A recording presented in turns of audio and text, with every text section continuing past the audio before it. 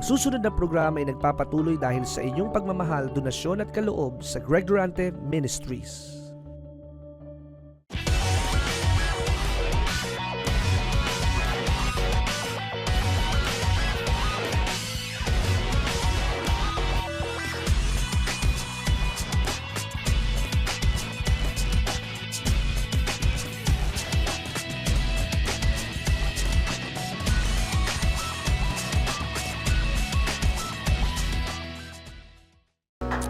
Tayo po'y sama-samang manalangin. O Diyos, amang makapangyarihan sa lahat, lumalapit po kami sa iyo ngayong gabi sa pangalan ng iyong anak na si Jesus.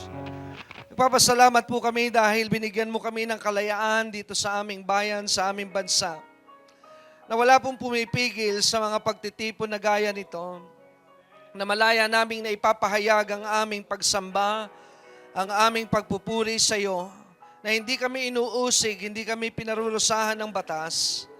Kaya naman, Panginoon, ayaw po naming hayaan, Panginoon, na makalampas ang ganitong mga pagkakataon. Kaya naririto kami, sumasamba at nagpupuri sa iyo. Panginoon, di po ba ang sabi mo sa iyong salita, na saan man may 2 o 3 na nagkatipon sa iyong pangalan, na ikaw ay nasa aming kalagitnaan. Panginoon, higit po kami sa 2, higit po kami sa 3. Kaya't may katiyakan kami, Panginoon, na naririto ka sa aming kalagitnaan, Panginoon, sa aming pagtitipon. Kaya naman sa gabi pong ito, amin pong iniaalay sa iyo ang lahat ng mga mangyayari at magaganap.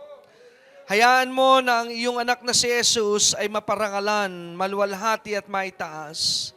Hayaan mo, Diyos, na mga kapahayagan tungkol sa iyong anak na si Jesus ay dumaloy sa mga may pandinig at sa mga may puso na nagnanasang maunawaan ang hiwaga ng mga bagay na espiritual.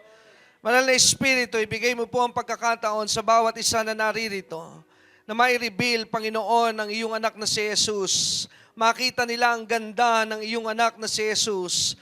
Maunawaan nila ang iyong anak na si Jesus kung bakit at ano ang halaga ng kanyang pagparito sa aming kalagitnaan.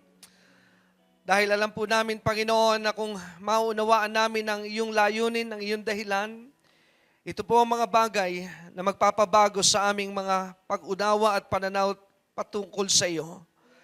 Kaya tulungan mo po ang bawat isa, kaming lahat na naririto, na kaming lahat ay magkaroon ng isang puso na bukas na makakaunawa sa iyong mga kapahayagan.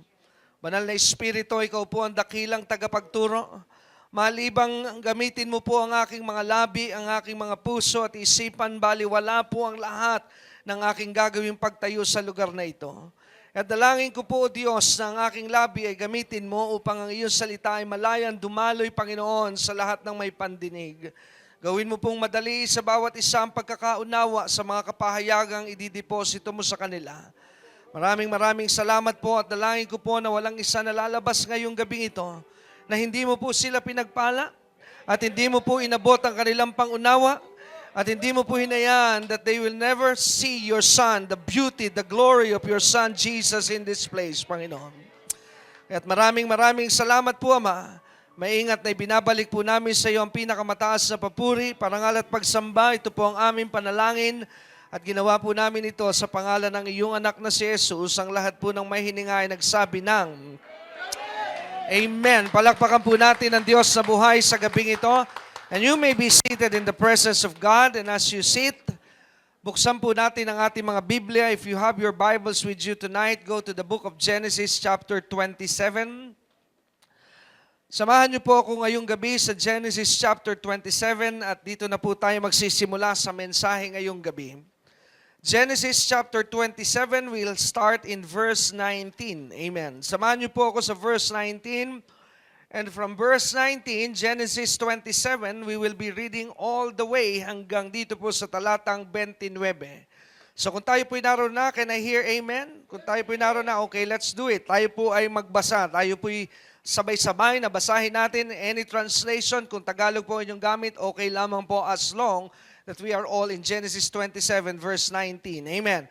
So kung wala po kayong Biblia, then you can look on the screen. Makikita po natin sa ating screen dahil mayroon po tayong fina-flash din na Bible. Amen. Genesis 27 verse 19. Ready? 1, 2, 3, let's read.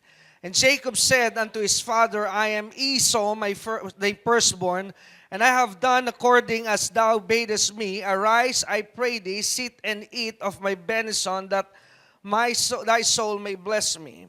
Verse 20, and Isaac said unto his son, How is it that thou hast found it so quickly, my son?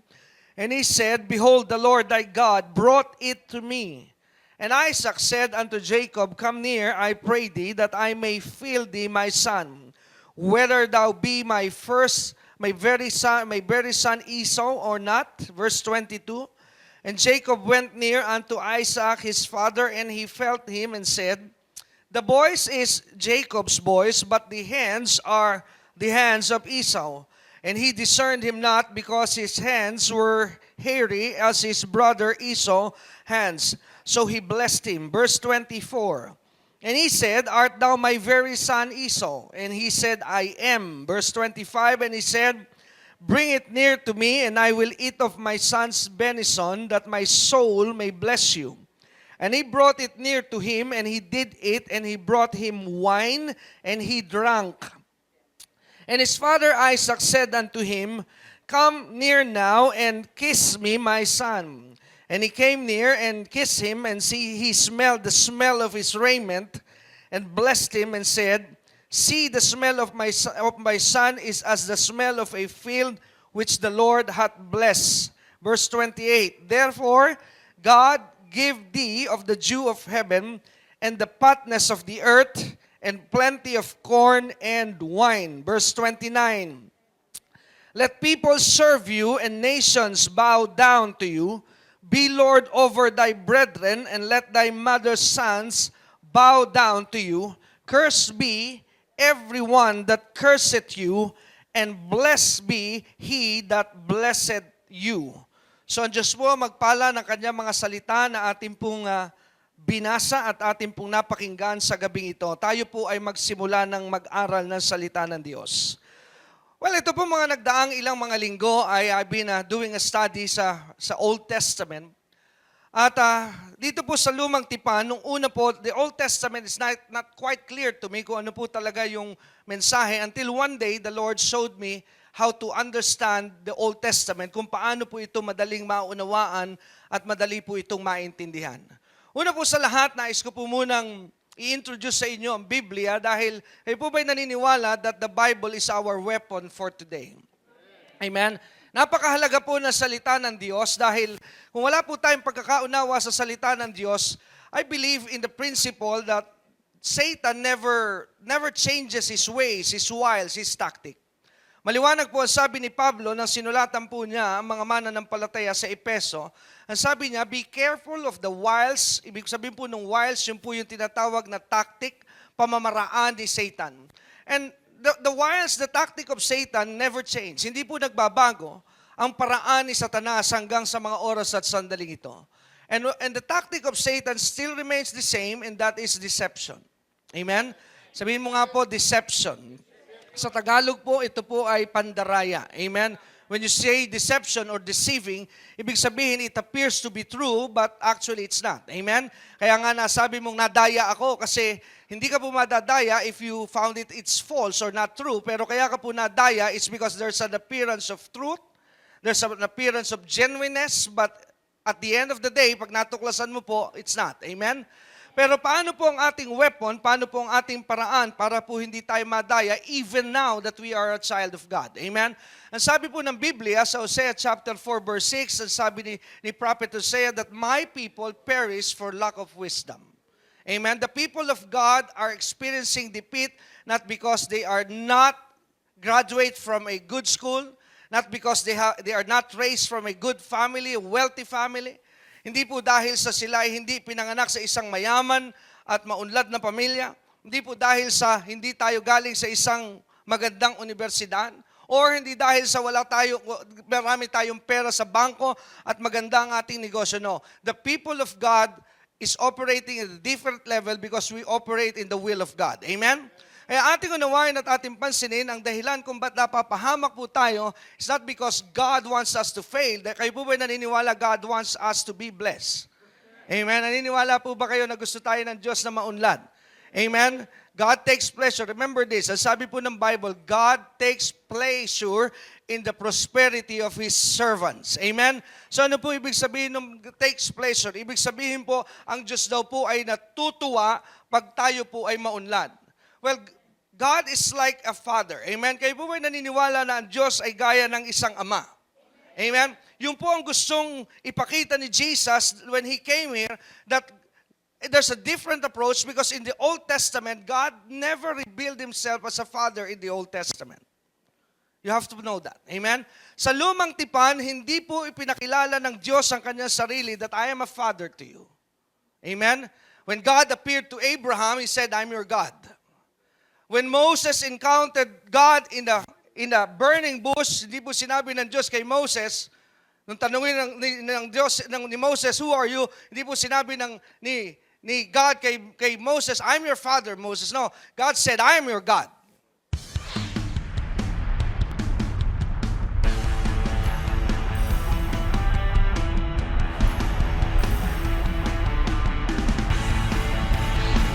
O ang aalisin mo yung takot. Jesus is Jehovah. You have the power to decree. Ikaw ba'y naniniwala ngayong gabi na walang pag-aalinlangan na ikay tatanggap ng kagalingan ng ibang uri ng sakit o karamdaman yan?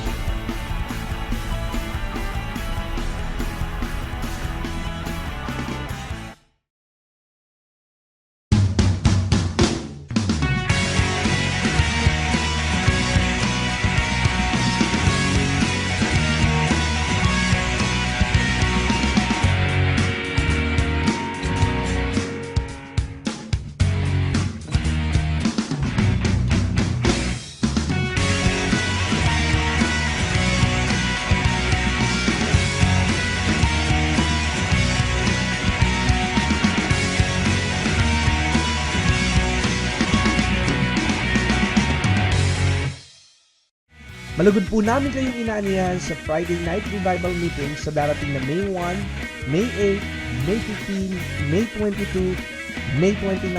Ito po ay walang bayad at kami po ay galak na makapiling sa Gabi ng Himala at Gabi ng Pagpapala. Ito po ay magaganap sa Biyaya ng Diyos Christian Fellowship, 2nd floor, Medical Building, Ortigas Avenue, Green Hills, San Juan, sa ganap na alas 6:30 ng gabi. Para po sa pagpapatuloy ng programang ito, kailangan po namin ng inyong panalangin at pinansyal na suporta. Sa bawat kaloob ng inyong ipapadala, anuman ang halaga, bibigyan po namin kayo ng anointing oil bilang pasasalamat sa inyong pagtulong at pagsuporta sa Greg Durante Ministries. Amen? So in the Old Testament, God never introduced Himself as God, but in the New Testament, He introduced Himself as a Father to you. Kaya nga po, ang sabi ng Hebrews, in the New Testament, we are standing on a better promises and a better covenant today. Aren't you glad na tayo po ay nasa ganitong panahon? Amen? Masaya po ba kayo na tayo nabuhay sa ganitong panahon? Amen? Do you know that people in the Old Testament are looking for this day? Kayo po ba'y naniniwala? Alam niyo po ba na sa lumang tipan, tinitingnan nila, hinahangad nila na itong panahong ito'y maranasan nila? Kaya nga po, nais ko ipaunawa sa inyo, kailangan nating samantalahin ito. Why? Because we are in a better position today. We are not just servants today. We are sons and daughters of God.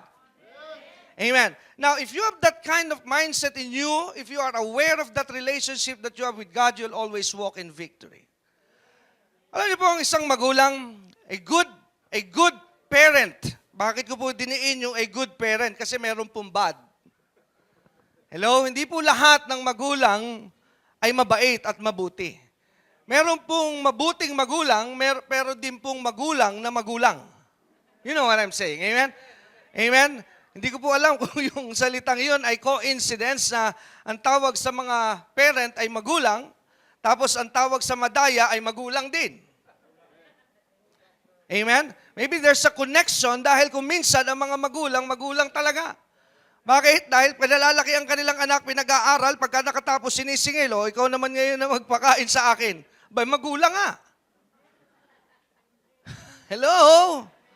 Hello? Because you have to understand that as a parents today, it's not the duty of your children to feed you. It is the obligation of the parents to feed the children. If your children is giving you something, then be grateful to God. But if they are not giving to you, it's okay. It's not their obligation. Yung mga bata rito, tuwan-tuwa sinasabi. Tama. Alright. Amen. Well, that's true. Amen. Yun po ang katotohanan. Amen. Amen. Lagi ko nga sinasabi, kung mag-aanak ka at ang tinitingnan mo sa iyong anak paglaki nito, ito kasi ang bubuhay sa akin, baboy na lang sana inalagaan mo. Sabi mo sa iyong katabi, ikaw ba yun? Sana nag-alaga ka. Sabi ng lola ko, mag-alaga ka ng baboy pag tumabaya, may pera tayo dyan. Hello? Amen. Di ba minsan parang ganun ang tingin sa mga anak? Pag-aaralin ng doktor dahil ito, parang maganda ang balik nito eh. Mag-aaralin ng medisina dahil maganda ang balik nito. Now, that's not right. Amen? Remember how God showed His relationship. We, His children, is not obligated to give life to our Father God. God, our Father, is obligated to support us. Right? Amen? Wala po tayong obligasyon sa ating Ama, na ating Ama sa langit, na siya po'y ating buhayin at ibigay ang kanyang pangailangan. You know what our Father in heaven wants from us only? It's honor. Worship. Amen? That's what He wants. Amen? Yung po ang gusto ng Ama na nasa langit, He wants us, as His children, to honor Him. Amen? And to worship Him. But He never asks of us, hindi po niya hiningi sa atin na pakainin niyo ako. Feed me. Amen? Never. At siya pa po nagsasabi, I will take care of your needs. That's a good father. A good father always supports his children. Amen? E ating pong unawain, let's go back to that illustration so that you can understand what my point is tonight. Ang isa pong mabuting magulang, wala po akong narinig na mabuting magulang na hindi po natuwa if ever na ang kanya pong anak ay successful. Let's say for example, na ang kanyang anak ay nagiging successful na negosyante. A good parent is always proud to introduce his children. Tinatawag niya sa kanyang mga kaibigan, halimbawa, there's a gathering, tinatawag niya ang kanyang anak, sabi niya, ito, successful itong negosyante. Alam mo ba na siya'y mahusay na abogano? Alam mo ba na siya'y mahusay na You're always proud whenever your children are successful, right? Pero wala po ako nakitang magulang, wala pa so far, na tinatawag yung kanyang anak at sasabihin sa kanyang mga kumpare, kumadre, alam mo ba itong anak ko? Lugi. Mahirap. Nakatira sa squatter area. And I'm proud of it. Meron po kayong kakilalang ganon? That you are always proud that your children are failing? Wala, hindi po ba? Amen? We don't get glory whenever our children are failing, right? Kaya sabi ng Biblia, He takes pleasure in the prosperity of His servant. Meaning to say, if you are successful as a child of God, you are giving your God pleasure. Oh, hindi nyo naintindihan. Pag kayo po'y maunlad at pinagpapala, alam nyo po ba natutuwa ang Diyos sa inyo? Hello? Hello? Amen? Every time that you are blessed, ang unang-una po natutuwa ay ang inyong Diyos. Well, balikan po natin ito. Let's go back so hindi po tayo masa-sidetrack. One of the things na kailangan po nating maintindihan when it comes to the Word of God, because Satan will always follow the road of deception. Wala po siyang ibang daraanan kundi ang pandaraya. Dahil proven na po sa kanyang pangunawa how he deceived the first man, Adam and Eve. Kung paano niya ito nadaya, he deceived it by twisting the Word of God and making it appear that God is not true to His Word. That's basically one of his tactics. Ang gusto po kasing palabasin ni Satanas kay Eva at kay Adan, if you read what happened there in the book of Genesis chapter 3, ang gusto pong palabasin ni Satan kay God sa relasyon nila kay Adan is God is not true to you and is hiding something from you. Amen? And sabi niya, it's not true na pag ikaw'y kumain yan, mamamatay ka. Ayaw lamang niyang matutunan mo ito. Amen? So ano po ang gustong gawin ni Satan? To make Adam and Eve doubt the credibility of God. Amen? Kaya ang ginagamit po niya lagi ay ang salita ng Diyos. So, today, I will show you sa akin pong pasimula. Gusto ko pong ibahagi sa inyo para maintindihan ninyo, mapamiliarize ninyo ang Biblia so that the Bible will not be complicated sa iyo pong buhay. Tingnan mo natin sandali ito. Let's go to 2 Timothy chapter 3. I'll first introduce you to the Bible, why is it so important for you. Amen? Bakit po ba napakahalaga? Dahil I always believe in the principle na kung hindi mo po alam ang value o ang halaga, hindi mo po ito pahalagahan. Right? What do I mean? Pag binigyan ko po kayo ng relo na ang halaga ay $295. Amen? Tsak po, pag pinaghugas ko kayo ng pinggan, malaki po ang tsansa na maiwan mo lang yun sa hugasan, right? Tama? Why? Because it's only $295. Pero kung bibigyan po kayo ng relo na ang halaga po ay 1 million, Breitling, hubarin mo kaya? sa iyong katabi, ano sa palagay mo? If you know the value, amen? Hubarin mo kaya? Hindi po, right? Why? Because you know the value. And that's the Word of God. If you know the value of the Word of God, you will always value the Word of God. Amen. Now, 2 Timothy chapter 3, let's begin here. Simulan po natin ngayong gabi dito sa 2 Timothy chapter 3. Let's start. Verse 16. Ang sabi po ni Pablo kay Timothy, look at this, verse 16, let's read. All, sabi niya po natin, all. Ano raw po ito? All scripture, meaning it give reference to the Word of God. Amen. Ano raw po ang salita ng Diyos is given by inspiration of God. So ang Biblia ay ibinigay at ito po ay kanino galing ito? It's not man-made but it is given by God. Amen? At ang sabi po rito sa verse 16, what is the use of the Word of God? Ang sabi po sa verse 16, siyempre kung ba't ibinigay ang salita ng Diyos, there must be a purpose, right? Amen? Merong layunin, merong dahilan kung bakit po may salita ng Diyos. At ang sabi po rito sa verse 16, what is the purpose? Sabi sa verse 16, number 1, it's profitable for doctrine. What do you mean by doctrine? It's the way you believe. It's the standard of your belief. Amen? Kaya nga po napakahalaga ng Biblia para meron kang pagbatayan ng iyong pananampalataya. Dahil kung wala ka pong pagbabatayan, wala ka pong paniniwalaan. Hello? Amen? Because the only thing that God gave us is His Word para po pagbatayan natin, if God says this way, then we must believe it. Amen? Kaya sabi ng verse 16, it's profitable for doctrine. Number 2, for reproof. And I'll just go quickly here because I will not spend more time here. Correction, for instruction in righteousness. And in verse 17, that the man of God, sabihin mo sa iyong katabi, ako yun. I'm a man of God. Kayo po ba ay lalaki at babae ng Diyos? Amen. This is not just for pastors. Amen. This is for everybody that love God. Amen. That the man of God, ano raw po ang mangyayari? If you read the Word of God, you may be perfect, thoroughly furnished unto all good works. Now let's move to 2 Peter chapter 1. Samahan niyo po ako sa 2 Peter chapter 1. Just laying a foundation here before we go back to Genesis 27. Now, sabi po sa verse 19, lipat po tayo kay Peter. Sa 2 Timothy, it was Paul writing to Timothy. But when we move to 2 Peter chapter 1, verse 19, pakinggan po natin ang sinabi ni Pedro. Sabi po sa verse 19, we have also a more sure word of prophecy. Sabihin nga po natin, sure word. So what is the Word of God? The Word of God is sure. May mga na-miss ka bang broadcast ni Pastor Greg? Huwag malungkot, maaari mo na itong balikan sa pamamagitan ng pag-log on sa www.greggorante.com. Doon sa ating website, i-click lamang ang mga video preachings na nais mong mapakinggan, English o Tagalog o anumang mga title na nais mong panoorin at 24 hours, 7 days a week, mapapakinggan at mapapanood mo si Pastor Greg.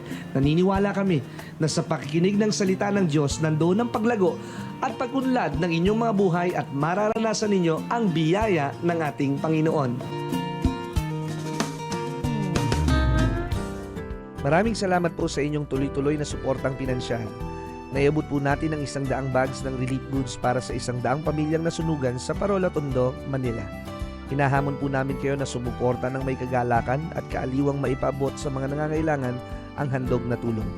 Ang sabi sa Kawikaan, Kabanata 11, Talata 17, ang naaawa sa dukha ay nagpapautang sa Panginoon at ang kanyang mabuting gawa ay babayaran sa kanya uli. Kaya kung hindi pa po kayo partner ng ministeryong ito, halina at sama-sama po nating pag-ambagan ang misyon at maihatid natin ang kabutihan at maiparamdam ang kaharian ng ating Panginoon. Para po sa inyong mga kaloob, ipadala sa Banco de Oro West Green Hills Branch, account name Greg Durante Ministries, account number 219-8006784. Para sa mga karagdagang detalye at impormasyon, mag-text sa 0919-896-0904 o tumawag sa 723-8752.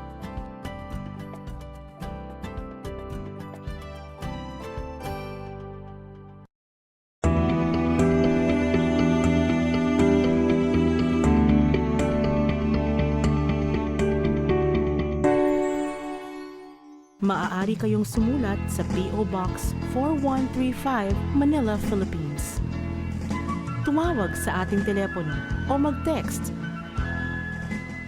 Bisitahin ang ating website sa www.gregdurante.com. Maaari mo din kaming sundan sa Facebook at Twitter. Malugod naming inaanyayahan ang lahat na makadalo tuwing araw ng Biyernes sa aming revival at tuwing Linggo upang sumamba sa Panginoon.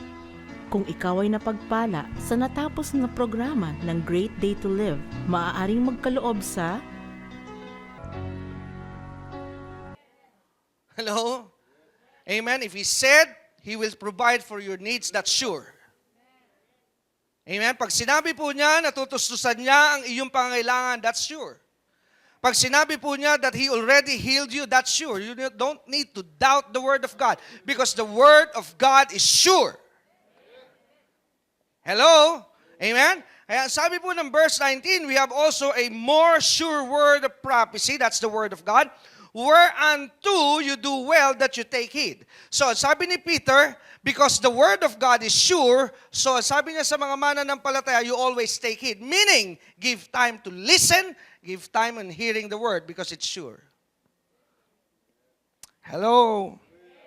Amen. So kaya sabi po niya, as unto a light that shineth in a dark place until the day dawn, and the day star arise in your hearts. Verse 20, knowing this first. Ito raw po ang dapat nating maunawan, that no prophecy of the Scripture, meaning to say, no passage, no word in the Scripture or in the Bible is of any private interpretation. Hindi raw po pwede itong interpretahin. What do you mean by private interpretation? Alam niyo po ba kung saan nagkakamali ang maraming mananampalataya when they read the Word of God? I'm a teacher, that's why I know. Ang marami po mananampalataya kung bakit nagkamali because they're trying to interpret the Word of God by their own. Their own mind, will, wisdom, and understanding. No, you cannot interpret the Word of God just by your mind. The only way that you can understand the Word of God, number one, is by the Holy Spirit and by the Word of God itself. Amen? And sabi, it's not of any private interpretation. Verse 21. Why? Because the Word of God or the prophecy came not in old time by the will of man. Di raw po ito dumating dahil gusto ng tao. Paano dumating ang salita ng Diyos? But the holy man of God, ang mga lingkod ng Diyos, spake or spoke. Sila po ay nagsalita. Amen? Sila po ay nagsalita because ang Word of God is a word, salita po ito. They do not spoke anything or they did not write anything if they are not moved by the Holy Spirit. Kaya nga po ang salita ng Diyos ay sigurado. Number one, the Word of God is sure because it's God Himself. Tao po ang sumulat, pero yung mga tao na sumulat nito, hindi po nila isinulat ito dahil gusto lang nilang isulat. They write something because it is inspired by God. They were moved by God. Amen? Kaya there is no place for doubt in the Word because the author himself is God. Amen. Amen. Kaya makikita po natin na hindi ito pwedeng magtalo-talo, hindi po ito pwedeng magkamali-mali. Now, go down to Luke 24. Let's leave 2 Peter now. Now, we have Paul, we have Peter. This time, we go to Jesus. Malapit na po tayo, then we go now to Genesis 27. I'm just laying a foundation. Luke chapter 24, are you there? Now, kung kayo po ay nasa Luke 24, go to verse 44. I'll go direct there. Verse 44, Luke chapter 24. Jesus is speaking here. Kausap po niya ang kanyang mga alagad. Now, pakinggan po natin yung sinabi ni Jesus nung kausap po niya ang kanyang mga alagad. I'll be just reading verse 44. Lagyan ko lang po ng konting background. Ito po yung nangyari matapos po na si Jesus mabuhay mula sa mga patay. He rose up from the dead 3 days after. Bumalik po siya sa kanyang mga apostol at ito po ilan sa mga tagpo nung siya po yung nagbalik sa kanila. And he said unto them, verse 44, let's follow this. These are the words which I spoke unto you. Ano po yung words na tinutukoy niya? Because if you read back, hindi ko na lang po idinamay just to save time tonight. Bago po kasi dumating sa verse 44, nagpakita po si Jesus at yung mga apostol, hindi makapaniwala that Jesus has come back in the flesh. So, ang sabi ngayon ni Jesus, ito nga yung sinasabi ko sa inyo when I was with you. Amen? Pero, all of a sudden, nung bumalik po si Jesus, they cannot believe that it's happening now. Amen? Pero araw-araw na, madalas pala, not araw-araw, nung kasama nila si Jesus before the crucifixion, hindi nagkukulang si Jesus from time to time. He's telling them, He's preparing them that I will die, but on the third day I will rise again from the dead. Right? Pero nung siya'y bumalik, parang sila'y nagtataka, nakaharap nila sino? Si Jesus. Kaya sabi ni Jesus sa verse 44, pinaalala, hindi nyo ba naaalala? Ito yung sinasabi ko sa inyo noon. Amen? Amen. And now, it's coming to pass. Hello? Amen? Nangyayari na. So, again, pakinabangan po natin yung verse 44. Let's look at that line. Let's meditate on that. Pag sinabi po ng Diyos, hindi pwedeng hindi mangyari. Amen? Pag sinabi niyang ikaw ay kanyang pagpapalain, there's only one thing that you should do, and that one thing is just believe. Amen? So kaya sabi po sa verse 44, and he said unto them, these are the words which I spake unto you, while I was yet with you, referring to the time, nakasama pa po niya sila before the cross. Ano po ang sabi ni Jesus? That all things must be fulfilled. Na ang lahat daw po ng bagay ay kailangang mangyari. Amen? Which were written in the law of Moses, and in the prophets, and in the book of Psalms, what's the word? Concerning me. So sa Luke 24 verse 44, ano po nangyayari? Jesus gave them the summary of the whole thing. Binigay po ni Jesus sa kanila ang summary ng Biblia that when you go to the Old Testament, up to the New Testament, it only speaks of one thing. It only speaks of Him. Hello? So pag binasa mo po pala ang Biblia, isa lamang po ang pinakikita rito. Sino? Si Jesus. So the Bible is a book which reveals Jesus, the manifestation of the love of God in this humanity. Amen? So ano po ang Biblia? Tungkol pala kanino ito? Kay Jesus. Now let's go back now to Genesis 27 with that thought in mind. I believe you are now ready and prepared to understand my point in Genesis 27. Amen? Sabi mo sa iyong katabi, pakinggan natin ito. I believe this is interesting. Okay.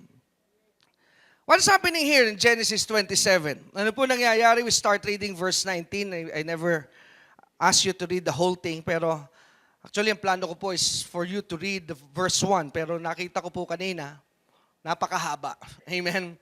So, kung babasahin po ng buo, medyo kakain po ito na napakahabang oras. Amen? But if you trust me, allow me to summarize the story for you. Amen? Ngayon, meron naman po kayong Biblia. Kung if you feel in doubt, then you can check it in your Bible kung niloloko ko po kayo. You know, the good thing about what we found today, ang napakaganda po sa ating panahon ngayon, ay baylaya po nating tinitingnan din sa Biblia because before, nung tayo po ay nasa dating pananampalataya, we just put our trust on the speaker and preacher. Kaya kahit wala na sa Biblia, amen. You know, it's dangerous to say amen if it's not in the Bible. When you say amen, it means you agree. But sometimes if it's not in the Word of God, it's a lie. And if you say amen, means you say, I agree with that lie. Ano ba ibig sabihin ng amen? The word amen means yes. Kaya pag nagsalita ka ng amen, kaya ka nag-amen, some people in the church, nakikisabay lang pag sabi amen, ay, amen. Pero tanongin mo, ano ba ibig sabihin ng amen? You don't say amen in a point that you do not agree. Just remember that. You only say amen to a point that you agree, you believe, and you receive. Hello? Dahil pag ikaw po'y nag-amen sa isang bagay na hindi mo naiintindihan, you might be hearing negative and you are saying amen. Ano ba ibig sabihin? You are agreeing with that negative thought. Kaya, napakahalaga po when it comes to hearing the word, you must pay attention. Because the thing that affects the most when you hear the word is your soul. Kaluluwa na po ang pinag-uusapan dito. May kasabihan, ang bahay nare-repair, ang kotse nare-repair, pero ang kaluluwa pag nasira, walang repair. The most precious thing that you have is your spirit and your soul. Once you lose it, it's forever gone. And how to properly take care of your spirit and your soul is to feed it with the truth coming from the Word of God. Now, go back now to Genesis 27. Kaya po kayo may Biblia, you can check it with me kung hindi ko na lang po pinabasa. But this is how the story works. Si Jacob, meron po siyang kakambal na ang pangalan ay Esau. Esau in English, sa Tagalog ay Isaw. Napakagandang pangalan. Ano po? Dahil sa mga mahilig sa barbecue ay nasa kanto-kanto po yan. Amen. Esau. Amen. Pero Esau sa English, if you pronounce it in the English word. Amen. Now, kambal po ito. Kambal po itong dalawa. Jacob and Esau. Ang kanila pong magulang, kanyang ama ay si Isaac. Ang kanila pong ina ay si Rebecca. Amen. They were brothers. Amen. But not with a different mother, but the same mother. Amen. So, kambal po sila. Pero yung storya po, just to prepare your thoughts, just to accommodate people that wala pang background sa story. Si Jacob po ay kahit kambal, siya po ay bunso. Amen? Dahil hanggang ngayon po, kahit moderno na ang teknolohiya, wala pong kambal pa rin na sabay lumabas. Naniniwala po ba kayo? Amen? Wala pa po ako nabalitaan na kahit may cesarean na sabi ng nurse at ng doktor, sabay tayo ha. 1, 2, and 3. Sabay, panganay parehas to. Amen? No? It's not possible. Amen? Kahit po kambal, meron pong nauna at kung sino po yung unang lumabas, kahit po segundo, minuto, yung pa rin po ang lumalabas na panganay. Okay. So it so happened that the firstborn was Esau and ang younger brother po ay si Jacob. Amen? Now there's a culture, there's a law that's set by God that the blessing will always go to the firstborn. Amen? Na ang pagpapala po ay saan po napupunta? Sa panganay. Remember, later on, but it's not yet covered here sa book of Genesis, pero ang sabi ng Diyos sa panahon ni Moses, ang sabi niya, when He gave the law to the nation of Israel, ang sabi niya, every firstborn that openeth, every male firstborn that openeth the womb of the mother is mine. Sabihin, gusto po ng Diyos kanya yon. Amen? So, the blessing is intended to be given kanino po kay Esau o kay Esau. Amen? At dumating po yung time na ito na po yung oras na sila po ay ibibigay na ni Isaac yung blessing. At during those time, sabi po ng Biblia, it was here also in Genesis 27, that Isaac was now beginning to experience the sign of old age. Amen? Tanda na po si Isaac at yung sign ng old age nasa kanya na. His eyesight now is blurred, damaged, hindi na po clear ang kanyang mga paningin. And he's beginning to feel the weakness of the body, but the spirit and the soul is so strong. Amen? So kaya po totoo na ang tumatanda lamang ay katawan, but your spirit is always renewed by God day by day. So hindi bali po tumatanda ang katawan, hindi baling humihina ang katawan, wag lamang po humihina ang espiritu at kaluluwa. You have to remember that. Pag ikaw po'y mahina na ang katawan, mahina pa ang espiritu at kaluluwa sa kangkungang kapupupulutin. Hello? Amen? Di bali po tumatanda ang katawan, basta ang iyong espiritu at kaluluwa ay laging malakas. Amen. So malakas pa po ang espiritu at kaluluwa ni Isaac, but his body is beginning to be weak. Amen? Now, there comes a time na sabi ni Jacob o ni Isaac, ay ibibigay na niya yung tinatawag na blessing. Amen?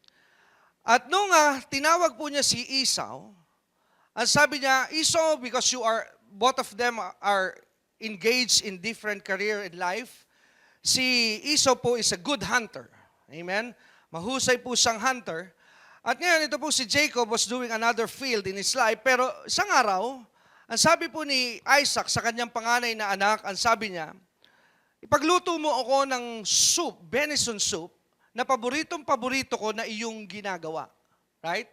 At sabi niya, yan, there you go, sabi sa verse 19, ang sabi sa verse 19, but this is not the exact verse nung sinabi po ito kay Esau, because here it's Jacob now. Ang sabi ni Isaac kay kay Esau, ang sabi niya, if I may, bigay ko lang po yung reference, Genesis 27 verse 4, ang sabi po dito sa verse 4, or let's start in verse 3, Genesis 27.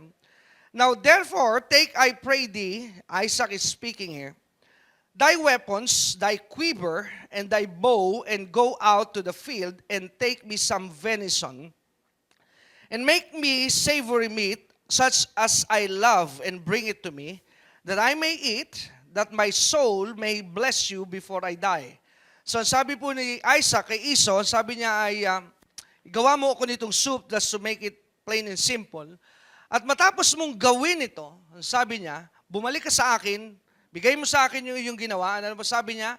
Bago ako mamatay, I will give my blessing to you. Right? Tama po ba? Now, nung nagsayari po ang bagay na ito, nung nagaganap po itong pag-uusap ng mag-ama, nandun po ang ina na ang pangalan ay Rebecca. Right?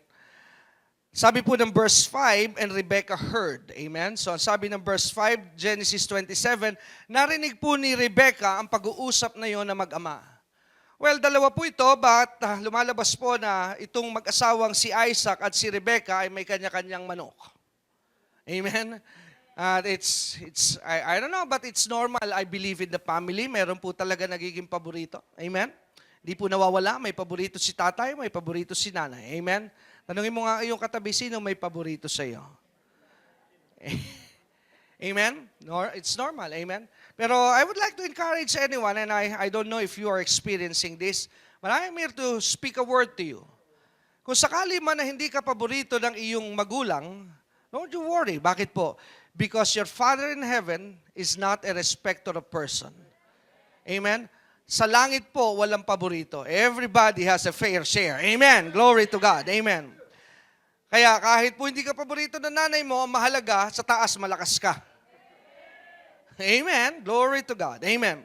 Now, ano po nangyayari? Let's follow the story so we can get the revelation out of it. Now, narinig po ito ni Rebecca. Rebecca heard what's going on. Paborito po ni Rebecca, sino? Si Jacob. So, nung marinig po ni Rebecca yung nangyayaring yon at yung usapan na yon, ano po ang ginawa ni Rebecca? Naggawa po siya ng plano. At ang sabi niya, anak, ibibigay na ng iyong ama ang blessing, and I want the blessing to come to your life. Pero ano sabi ni Jacob, ma, hindi ito para sa akin, ito'y para kanino? Kay kuya. Sabi niya, makinig ka sa akin, kailangan sa iyo mapunta. Konsentidor ng ina, amen? Did you see what's going on here? Amen? Sabi ni Jacob sa kanyang nanay, teka na, mahirap yung balak mo eh. Ang sabi ni Jacob sa kanyang ina, unang-una, wala akong kakayanan na gumawa ng pinagagawang requirements. Because the blessing, there is a requirements. Right? Bago po dumating yung blessing na yon, meron pong hinihingi eh. Merong hinihingi. Right? So sabi ni Jacob, hindi ko po kayang gawin. I have never, for you to understand, para sabi ni Jacob, I never know how to do that kind of thing na hinihingi ni tatay eh. Hindi ko kaya, it's not in my capacity and capability na gawin yung hinihingi ng tatay. Kaya, to come into an assumption, it's like Jacob saying, I cannot do it because I cannot fulfill, I cannot satisfy the requirements. Hindi ko kaya. Hindi ibibigay ng tatay yon kung wala po yung soup. That's the requirement. Right? So, ang sabi po ni Rebecca, walang problema yan. Ako nagagawa niyan. Dahil alam ko yung recipe niyan eh. Hello? Talagang konsentadorang ina eh. Ano po? Ako nagagawa niyan, basta sumunod ka.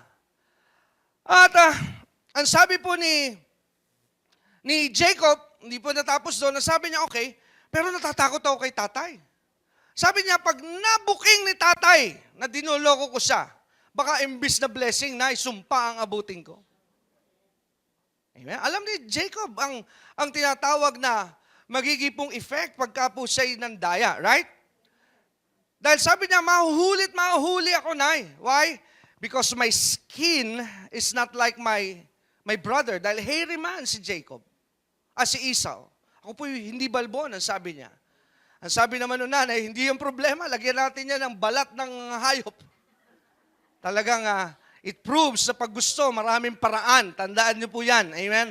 Pag ayaw, talagang marami pong dahilan. Amen? Pero pag gusto mo, madali po ang lahat. Sa iyong katabi, tandaan mo yan. Pag ginusto mo, marami pong paraan talaga. And even in the Bible, it's a proven principle. Amen? Sabi nung una, hindi pwede. Dahil kulang ako sa buhok, walang problema. Gawa natin ng paraan. Nilagyan po siya. Amen? Sabi nga, kabilin-bilin ng panong ina, pag hiningi yung kamay mo, huwag bibigay yung kabila. Kabila lang nilagyan natin eh. Amen? Right? Amen? Nakukuha po natin yung nangyayari. Now, since I read this story, simula po nung nabasa ko po ito, since I read this story, it's always a question, there's always a question in my mind. Simula po nung nabasa ko po ito, when I started reading the Bible, when started studying the Bible, may nanatili pong tanong sa akin pong puso at isipan. And what is that question? How is it that God allowed the blessing to come to a cheater? Hello? Bakit po pinahintulutan, pinayagan ng Diyos, pinalampas ng Diyos na ang pagpapala ay maibigay sa isang mandaraya? It's really a big question mark in me. Hindi ko po alam kung nagkaroon din kayo ng ganong katanungan. Amen? And I'm searching for an answer for this. Pero I was trained, when I was in the Bible school, my mentor gave us a principle in reading the Bible. Ang sabi ng aming guro, ang sabi niya, pagka meron kayo nabasa sa Biblia na it seems that it's confusing sa inyong puso at isipan na it's creating doubt in your heart, leave it. Iwan mo. And don't ever try to interpret it by your own. Iwan mo at wag mo itong ipaliwanag sa iyo lamang sariling isipan. Ibig sabihin, if there are things that you cannot understand and you have no answer of, meaning it's not yet time for you to understand. Kaya para hindi ka po mailagay sa tinatawag na doubt in the integrity of the Word of God, leave it. Amen? Iwan mo muna. At sabi mo sa iyong puso at isipan, I know there's an answer for this, but right now, it seems I cannot understand. But there will come a time, I know God will reveal this to me. Amen? So, iniwan ko po ito ng napakatagal na panahon. Till last year, I went back here. Binalikan ko po ito, istoryang ito, and I was in my room, preparing and doing my sermon. Dumating po ako rito. And watch this. Ano po ang nangyayari rito? Kaya ko po kayo dinala kanina doon sa ating mga teksto like, for example, Luke 24 is very helpful. Dahil sabi po ng Biblia, everything about the Bible is about Jesus. So meaning to say, the Old Testament is a preparation, it's a shadow, according to Paul in the book of Colossians. And in the book of Hebrews, sabi po, it's a shadow of the coming of the Messiah. Pinakikita po nito, piniprepare po nito ang pagdating ng Panginoong Jesucristo. His ways, His plan, and how things will be done. Hello. Amen? Now, don't leave me now. Amen? Wag niyo po akong iwan because we'll be flying high tonight. Amen? So, pansinin niyo po ito. Now, watch this now. The Bible is full of significance and symbolism. Ang Biblia po'y punong-puno ng significance. When you interpret it, when you read it, marami po itong symbolic significance. It represents something. Now, the Lord showed me this. Pansinin niyo po ito. There are characters here. Isaac is a typical representation, symbolism of God. Amen? Just follow me here. Hindi po Diyos si Isaac, but it symbolized God. Sino sinisimbolo niya ron? Diyos. Ulit-ulitin ko po. I'm not saying Isaac is God, but it's a symbolical representation of the ministry and the work of God. Blessing His children, right? Now, Rebecca is the wife. Do you know who she represents? She represents Christ. Maaari kayo magtaka at magtanong, si Rebecca, babae yun ah. Paano siya nagre-represent kay Jesus? She's a woman. Now, I'm not saying that she's representing the gender. I'm saying she's representing the nature, the work, the ministry. Hello? Amen. Now, tingnan niyo po ito. Now, watch this. And also, Jacob and Esau, the twins, they represents the two covenants that's coming into the world. What's the two covenants? The old and the new. Hello? Sundan niyo po ito. Okay, tingnan niyo po yung kasunod. Now, ano po yung nangyari? God was about to bless Esau with a blessing through Isaac, right? Pero pansinin po natin na si Isaac, ang sabi ni Isaac kay Esau, bago kita pagpalain, you need to do this. Amen. You need to do this. So kailangan gawin mo muna ito para bago kita mapagpala because pag hindi mo ito nagawa, then no blessing. That's the old covenant. That's the old system of doing things. Ano ibig sabihin, Pastor? The old covenants, the old system of doing things is this. If you do good, then God will do good. Old system. Pag gumawa ka ng mabuti, gumawa ka ng tama, pag ginawa mo ito, then saka lang kita pagpapalain. So meaning to say, everything that you will be receiving in the old covenant is because you do something. You do something. Amen? Dahil pag hindi mo po ginawa yung requirements, then the blessing will never come to you. It's very clear. Sabi ng Diyos sa Deuteronomy 28, if you go there, let's go there. Deuteronomy 28 verse 1. Let's go there. Tignan po natin yung Deuteronomy 28. I believe you'll be needing this for you to have a reference. Ang sabi po ng Diyos, God is speaking here, it's talking about blessing. Amen? So ang sabi sa verse 1, and it shall come to pass if thou shalt hearken diligently unto the voice of the Lord thy God to observe, and, ano sabi po? Do all His commandments, which I command thee this day, the Lord thy God will set you on high, that's the first blessing, above all the nations of the earth. Verse 2.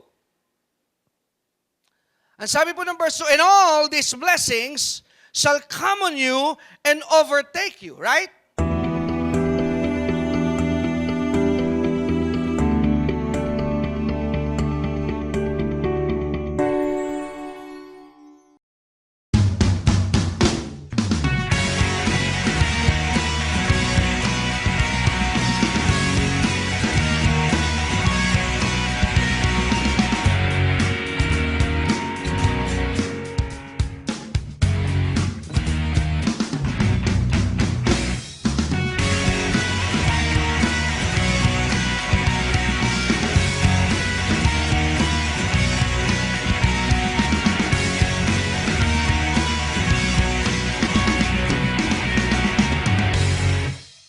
Maaari kayong sumulat sa P.O. Box 4135, Manila, Philippines. tumawag sa ating telepono o mag-text. Bisitahin ang ating website sa www.gregdurante.com. Maaari mo din kaming sundan sa Facebook at Twitter. Malugod naming inaanyayahan ang lahat na makadalo tuwing araw ng Biyernes sa aming revival at tuwing linggo upang sumamba sa Panginoon. Kung ikaw ay napagpala sa natapos na programa ng Great Day to Live, maaaring magkaloob sa So paano raw po darating ang blessing? It will never come. Kung ibabalik niyo po sa verse 1, the key word is do all His commandments. Tama? Paano po darating yung blessing na tinutukoy dito?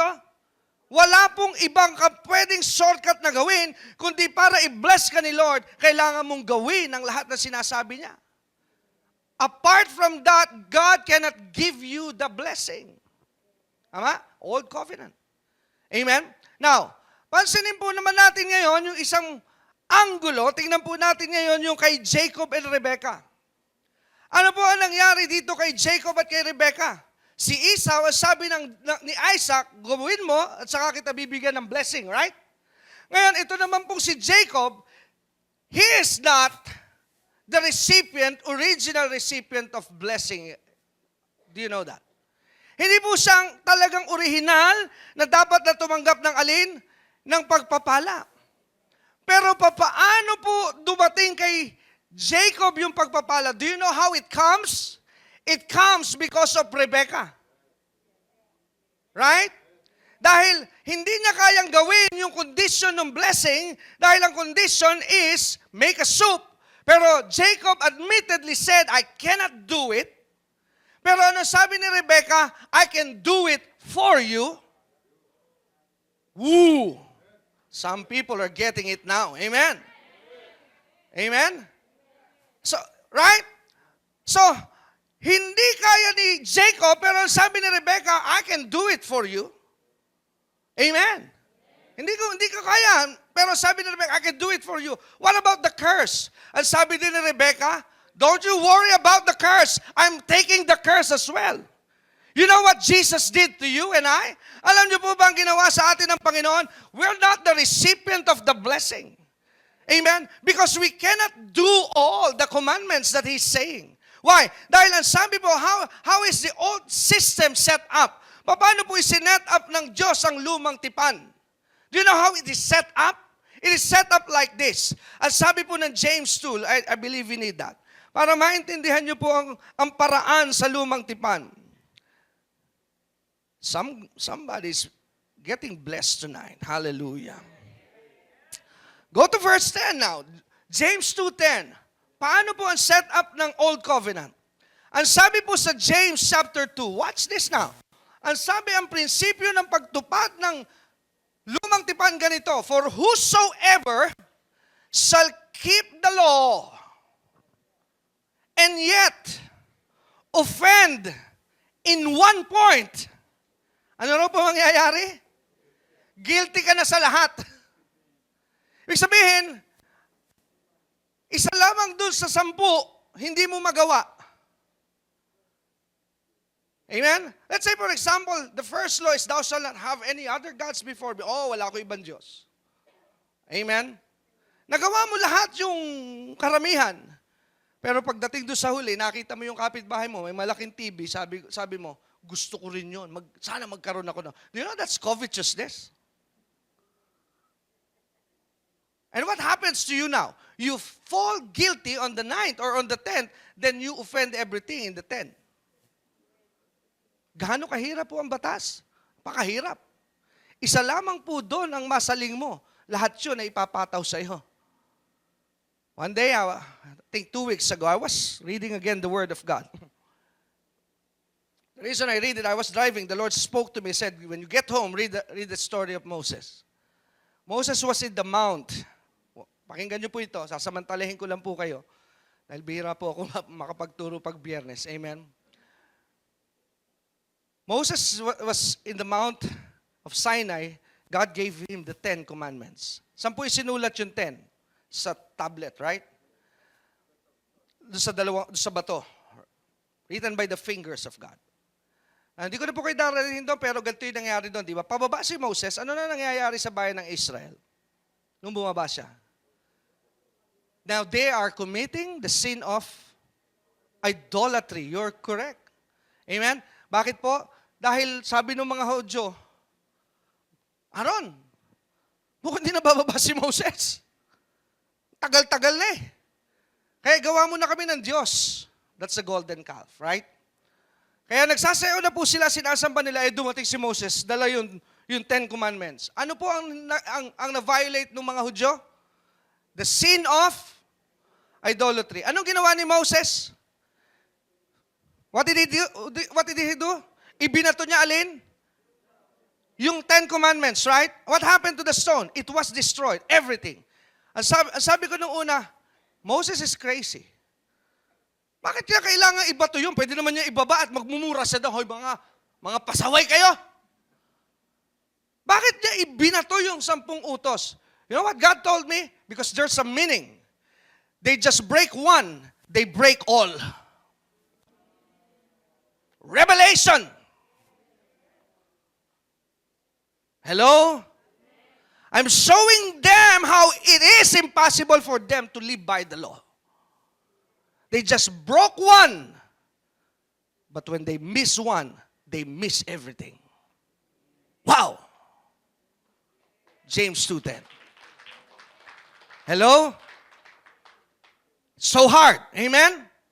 Napakahirap. Now, what's the gospel? The gospel means good news. Ano ang mabuting balita? Amen? It's not good news to hear, if you do not do this, this will happen to you. That's not good news. The good news is this. Matthew 5:17, go there. Glory to God. Go to Matthew 5. Jesus now is speaking here. Ano sabi ni Jesus? The Pharisee, during those time, akala po nila, si Jesus po ay kalaban ng salita ng Diyos. But what did He say? Ang sabi ni Jesus sa kanila, sa mga religious people nung mga panahong yon, na nag-aanyo na alam ang Biblia but they do not know. They misrepresent God. Ano ba sabi ni Jesus? Think not. Ano sabi ni Jesus? What do you mean by think not in Tagalog? Ibig sabihin, wag ninyong akalain, wag ninyong isipin that when I come, ang sabi niya, I came to destroy the law. I came to destroy the words of the prophets. Amen? Huwag ninyong iisipin na kaya ako'y pumarito para sirain ko ang batas. Baliwalain ko ang mga aral ng propeta. What is the reason of His coming? That's the good news. Ang sabi niya, I came to fulfill. Meaning to say, the law said, do this, but you cannot do that. So I came here to help you do what you cannot do. Hello? Kaya si Jesus ay bumaba para gawin niya yung pinagagawa sa iyo na hindi mo magagawa kailanman. Sino ang gumawa nun para sa iyo? Siya. Kaya ang sabi ni Jacob, representing Jesus is Rebecca. Ang sabi ni Jacob, hindi ko po kaya yung requirements. What did Rebecca said? You don't worry, my son. Huwag kang mag-aalala. Hindi mo kaya, I'll do it for you. And that is what Jesus is telling the church today. You cannot fulfill the commandment, but I am doing it for you. Amen? Kaya ano ang hinihingi lamang ni Rebecca kay Jacob? What did Rebecca ask of Jacob? Son, you just trust me. And that is what also Jesus is asking for His church today. Trust me that I have done everything at the cross, and every blessing of God will come to those that believe in the finished work of Jesus Christ. Hello? Amen. Amen. Because if we are preaching, do this and do that, that's not the gospel. The gospel is the grace of God. What is the grace of God? The grace of God is this, like what happened to Jacob. He's a cheater, he's a liar, and yet God bless him. And that is what you call grace. Why? Because he's not undeserving. But when grace works, then everything, if you are undeserving, then you will become the recipient of blessing, though you do not deserve it, my friends. That is what you call grace. Hindi ka karapat-dapat, pero dahil kay Jesus, naging kang karapat-dapat na tumanggap ng biyaya at pagpapala. Kaya nais kong ipaabot sa iyong pangunawa at pandinig. Don't approach God with this crazy line. Diyos ko, hindi po karapat-dapat. You missed the point. Karapat-dapat ka not because of what you did. Kaya pag lumapit ka sa Diyos, sabi mo, I'm a child of God and I'm a righteousness of God in Christ Jesus. Nakakaawa, maraming mananampalataya, they cannot approach the throne of God because they are always looking at themselves that they are not perfect. Kaya pag tinanong mo, ang typical na Kristiyano, sa tingin mo, karapat-dapat ka ng pagpalain ng Diyos? Hindi pa siguro. Malayo-malayo pa ako sa iyo, Pastor. You're misled. Hello? Because the blessing of God is not based on what you do, but based on what Jesus have done on the cross. Hello? Kaya marami mananampalataya, they are confused. They are never arriving to their destiny. Why? Because up to this time, still they are looking at themselves.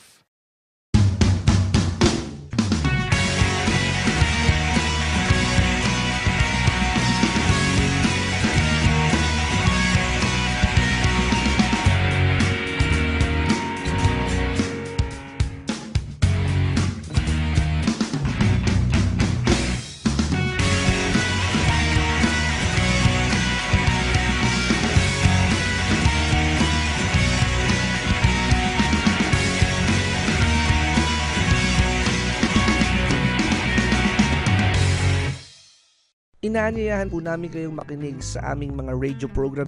Kung kayo po ay nasa inyong mga tahanan, nasa trapiko, naglalakbay, ito po'y makakatulong sa inyong pagpapalago at pagpapaunlad ng inyong spiritual na pananampalataya Lunes hanggang Biyernes sa DWAD 1098 kHz AM band sa ganap na alas 6:30 ng umaga at alas 10 ng gabi. Asahan po natin na sa ating pakinig, lalago at uunlad ang ating pananalig at pagsampalataya sa ating Panginoong Hesus.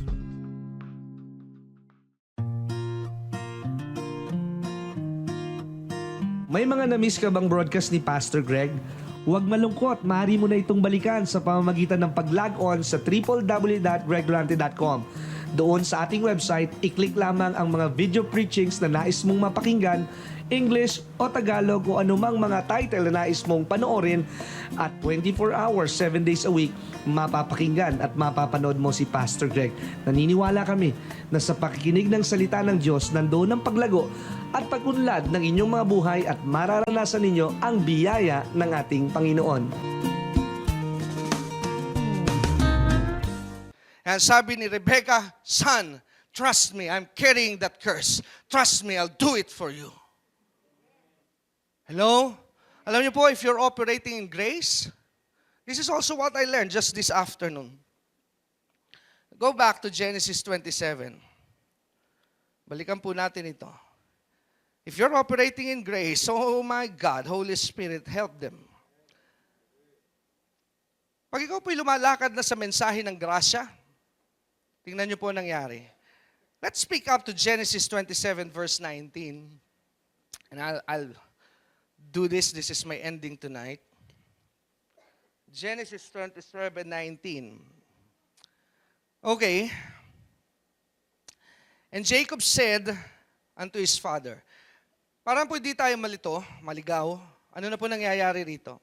Naigawa na po ni Rebecca si Jacob nung requirements. What's that? The venison soup, right? Pumunta na po ngayon si Jacob sa kanyang ama,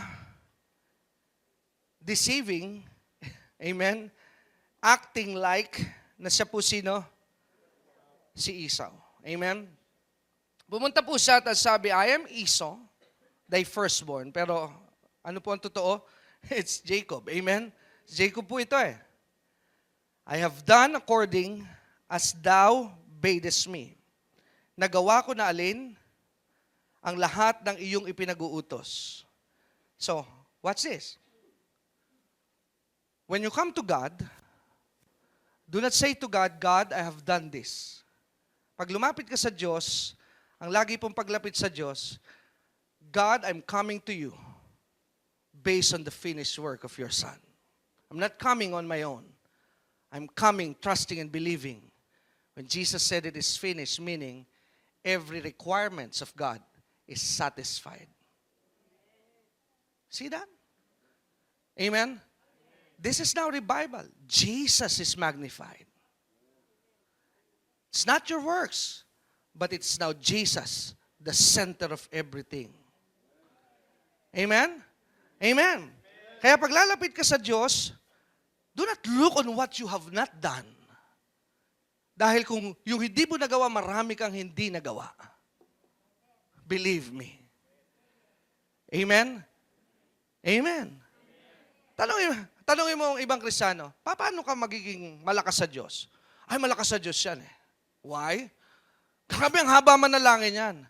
Now, show me in the Bible na nagsasabi para lumakas ka sa Diyos, pahabaan ng panalangin.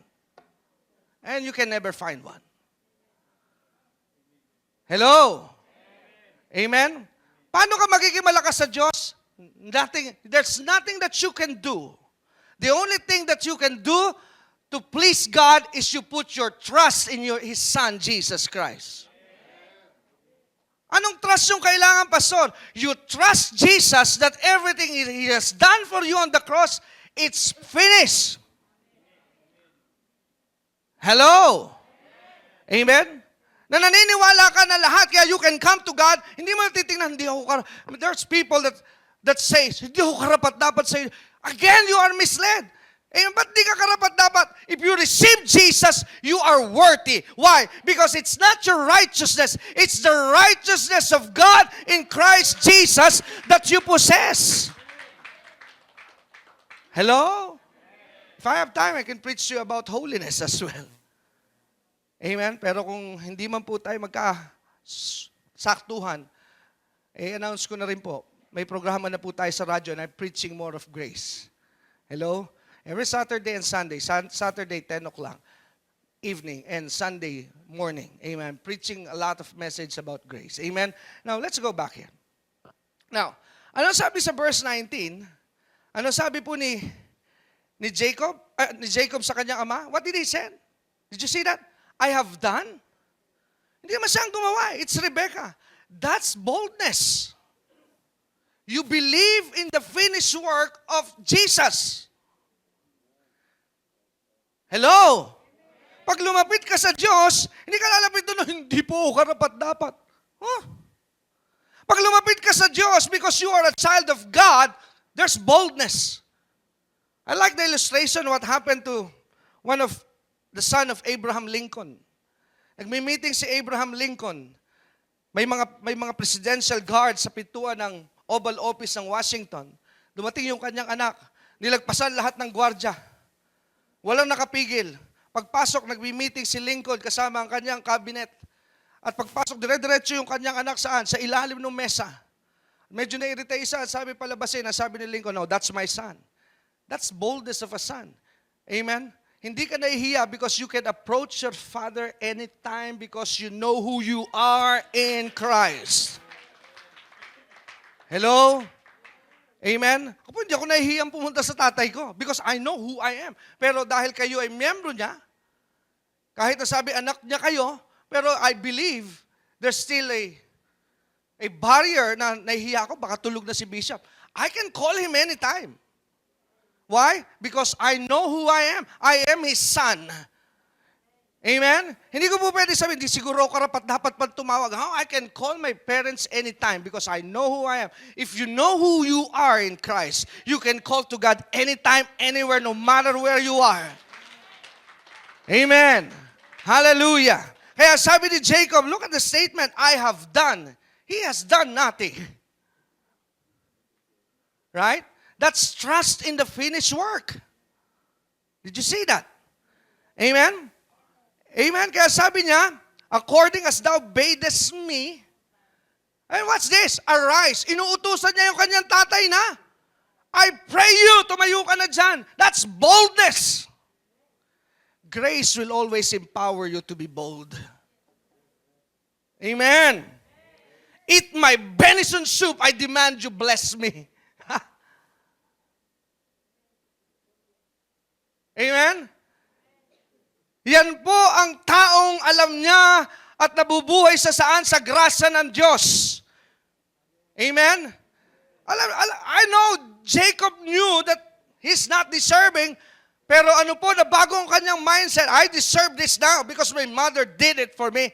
So kailangan magkaroon din kayo ng mindset. You deserve every blessing of God written in the Bible. Not because of what you did, because of what your Lord Jesus Christ have done in your life. Amen. Now watch this, verse 20, and we're coming to a close here. And Isaac, verse 20, ano po ang response ni Isaac? Said unto his son, ano po nangyari? How is it that, what's the word? How is it that thou hast found it so quickly, my son? Ano raw po, ano nangyari kay Isaac? Nagtaka. Sabi niya, paano mo nagawa ito na mabilis? Another revelation. If you know the grace of God, you will hasten, you will make it quick. The blessing of God will come to you quickly. Kaya pag nabubuhay ka po sa grasya, bumibilis ang pagpapalan dumarating. Yung dapat 10 taon, nagigipong 2 taon, nasa iyo na. You know, kaya marami hindi napapagpala because they're still operating in the old covenant system of form of God's way. They're like Esau, trying to earn the blessing their way. But you must go to Jacob. You earn the blessing trusting your Lord, your Savior, and everything that He has done for you. Hello? Amen? Kaya nga sabi ni Jesus, and lastly, and I will end with this. Kaya makikita niyo po yung sinabi ni Jesus sa Luke 24, lahat ng bagay tungkol sa Biblia, it talks about me. You know Moses? Moses is symbolic of the law. Tama? Sino po sinisimbolo ni Moses? The law. Do this, do this, do this, and God will do this. Do you know? Moses never gets into the promised land. Again, there's a message. By the law, you can get through the promised land. Sino po ang nakapasok sa promised land? The generation of Joshua. And what excites me, alam niyo po yung pangalan Joshua sa Hebrew? It's Yeshua. Almost the same name of Jesus. At sino po ang nakapasok sa promised land? Yeshua, the generation of Yeshua. So who will enter the promised land in our generation? The same, the generation who trusts in the finished work of Christ. Amen. Sino po ang hindi maka-breakthrough sa maraming blessing? The generation of Moses. Ay, generation ni Moses. They're trying to earn the blessing of God by their own way. Kailangan gawin ko ito. Gawin ko ito. Gawin ko ito. No. It's a different system now. You trust the work of Jesus. Trust the work of Jesus. Amen? Amen? And that is what you call the gospel of grace. Hello? It's not on your self-effort, but it's always on the finished works of Christ.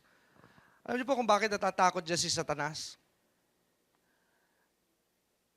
One day, pinagsasama-sama ko na lang po, nagkasala po si Adan. Alam niyo, bumaba ang Diyos doon, right? If you go there to Genesis 3, bumaba ang Diyos. When I was reading it, hindi naman galit ang Diyos kay Adan eh. Tanong nga niya, Adan, where are you?